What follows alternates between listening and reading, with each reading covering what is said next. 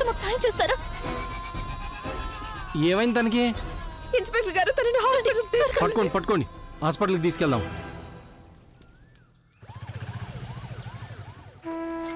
సాగర్ సాగర్ సాగర్ సాగర్ కళ్ళు తెరవు Sagar.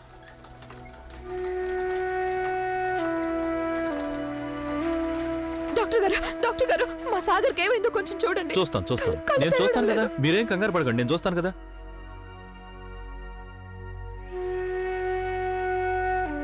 Nurse, emergency రా, ఇలా తొందరగా తీసుకెళ్ళు. త్వరగా తీసుకెళ్ళండి.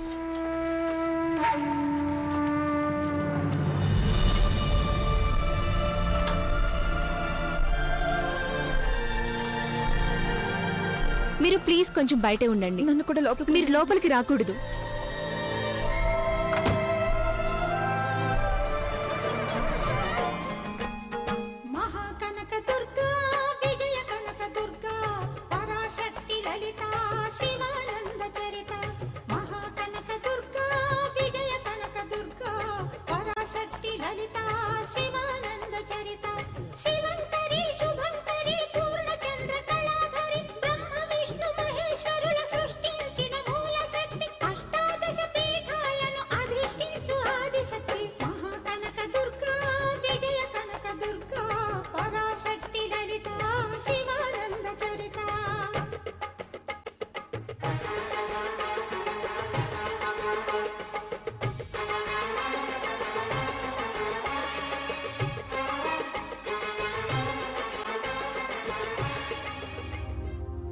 బాబు, పేషెంట్ కి స్పృహ వచ్చిందా? స్పృహ వచ్చింది మేడం.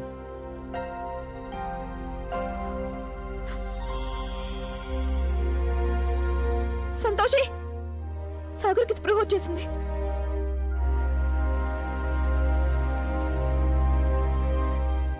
ఇప్పుడు మీకు ఎలా అనిపిస్తుంది? గంగ ఎక్కడుంది? గంగానా? నన్ను గంగే కదా ఇక్కడికి తీసుకొచ్చింది. దయచేసి క్షమించండి, పేరు మాకు తెలీదు. బహుశా తను గంగా అయి ఉంటుంది. తను మీ గురించి ఎంతో ఆందోళన పడుతుంది.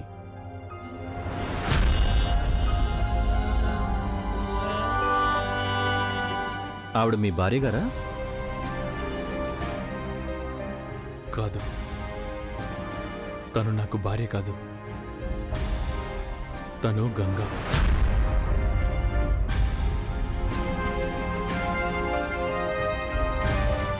ఎనీవే, నేను ఆవిడ పిలుస్తానుండండి. వీల్లేదు, నేను సాగర్ని కలుసుకోకూడదు. నేను తనని కలవను.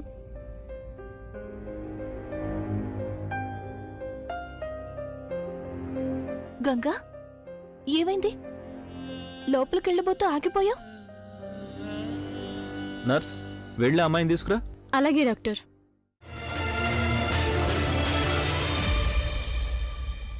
నువ్వేగా చెప్పావు సాగర్, నేను ఈ రిసెప్షన్కి రావాలని. అలాగే వచ్చాను. నీకు పంతం చాలా ఎక్కువ గంగా. నీకు నేనంటే లెక్కలేదని చూపించుకోవడానికి వచ్చావు నువ్వు. నేనేది చూపించుకోవాలని రాలేదు సాగర్. నేను మీ ఇద్దరికి శుభాకాంక్షలు చెప్పాలని వచ్చాను. ఇది మా అందరి తరపునిస్తున్న కానుక.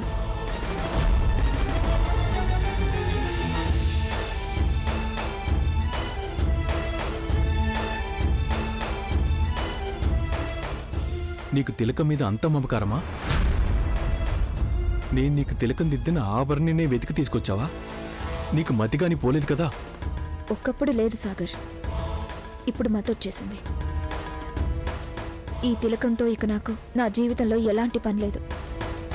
ఈ తిలకం కాకుండా కేవలం ఒక ఎర్ర రంగుగానే మిగిలిపోయింది నాకు. ఎందుకనో చిన్నప్పటి నుంచి ఈ ఎర్ర రంగు నాకు చిక్కకుండా పోతుంది.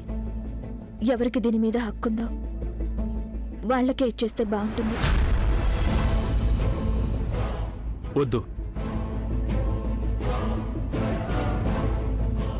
ఇది నువ్వు జాహ్నవికి ఇవ్వకూడదు.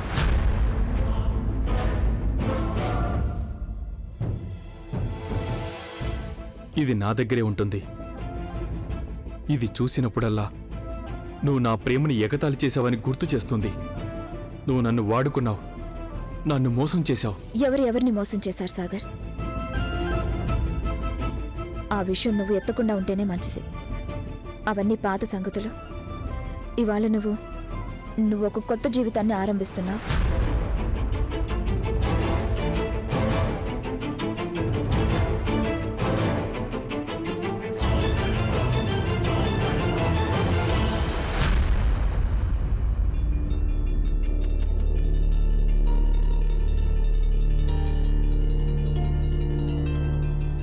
జాహ్నవి, నాకు నీతో ఎలాంటి పరిచయం లేదు. అయినా ఒక చిన్న సంగతి చెప్పాలనుకుంటున్నాను. అబద్ధంతో ఏర్పడిన బంధాలు ఎప్పటికీ ఆనందాన్ని ఇవ్వలేవు. కొంచెం దాని గురించి ఆలోచించండి.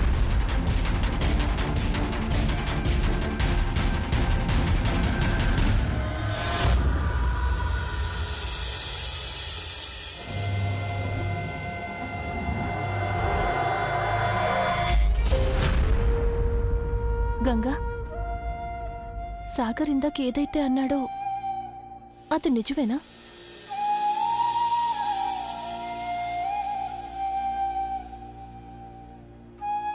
సాగర్ నీ నుదుట సింధూరం దిద్దాడా? మరిదంతా జీవితమే ఇలాంటి చిక్కు ప్రశ్న కదా సంతోషి. ఎవరైనా ఒక అమ్మాయి నుదుట తిలకం దిద్దితే ఆ అమ్మాయి ఆ వ్యక్తికి భార్య అయిపోదు కదా. నాకొకటి తెలుసు, ఈ ఎర్ర రంగు ఎప్పుడు నా జీవితంలోకి ప్రవేశించినా నాకు దుఃఖాన్ని మాత్రమే మిగిల్చింది. బాల్యంలో ఇదొస్తే నేను వితంతు చీర కట్టుకునేలా చేసింది. మళ్ళీ ఇప్పుడొచ్చి నన్ను ప్రాణం ఉన్న శవంలా చేసింది. కానీ ఇక సాగదు. ఈ ఎర్ర రంగు ఇకపై నన్ను ఎంత మాత్రం వంచలేదు. నేను నీ బాధను అర్థం చేసుకోగలను. కానీ నువ్వు దాన్నే పదే పదే ఎర్ర రంగు అని అంటూ ఈ సింధూరాన్ని అవమానించొద్దు. ఏ సుమంగళికైనా సింధూరమే అలంకారం. ఒకప్పుడు నేను అలాగే అనుకుని ఆ తిలకాన్ని నా నుదుట ధరిస్తూ వచ్చాను. నాగే అనుకున్నాను. కానీ ఇక చాలు, ఇక వద్దు. నాకు ఆ భ్రమ తొలగిపోయింది. నాకు బాగా అర్థమైపోయింది, ఈ తిలకం నగ కాదు, దుఃఖం అని. కాదు గంగా, అన్నా, ఇంతమంది జనం మధ్యలో దాన్ని చంపడం ఎలా? అలా మాట్లాడడం నీకేమాత్రం తగదు. ఈ ఎర్ర రంగు ఇదేవి హోలీ రంగు కాదు. ఇది నుదుటి తిలకం. సుమంగళికి ఇది నుదుటిని మాత్రమే కాదు, ఆత్మకు కూడా అంటుకుంటుంది. నిజానికి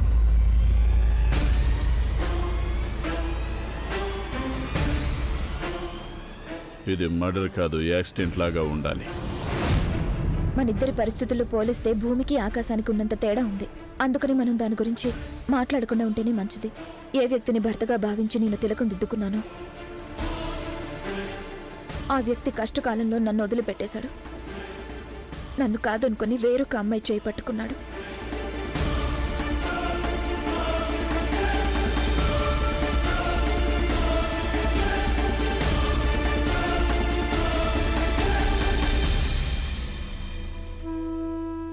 అందువల్ల నా జీవితంలో తిలకానికి ఎలాంటి విలువ లేదు.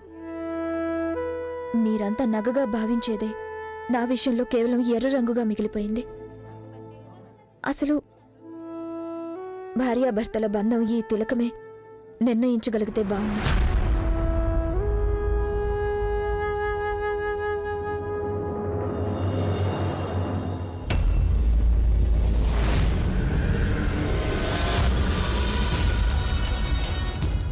మంచినీళ్ళు కావాలా? వద్దు, నేను బానే ఉన్నాను. నేను వెళ్ళి తాగొస్తాను.